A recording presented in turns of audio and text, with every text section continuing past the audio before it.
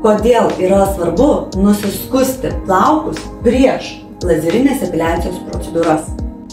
Numeris 1 labai svarbus dalykas, kada tai padaryti. Tai reikia padaryti išvakarėse arba dieną prieš tai. Tai yra, jeigu mano procedūra yra šiandien, vadinasi vakar vakare arba vakar dieną, aš jau turėjau nusiskusti. Kam? Tam, kad oda spėtų aprimti. Numeris 2, mes privalome būtinai nuskusti plauką sulig odos paviršiumi. Kodėl?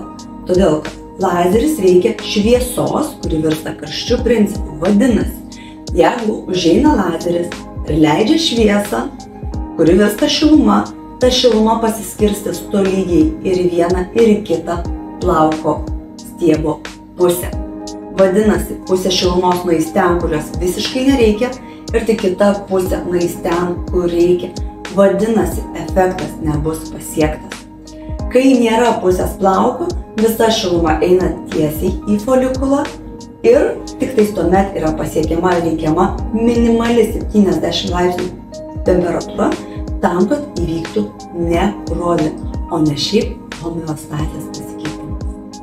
Taigi, būtinai nusiskuskite, prižiūrėkite savo odą, o iš mūsų gausite daug kitų patarimų, kaipgi atlikti teisingai ne tik plaukų šalinimą, bet ir prisižiūrėti prieš, per ir po procedūrų.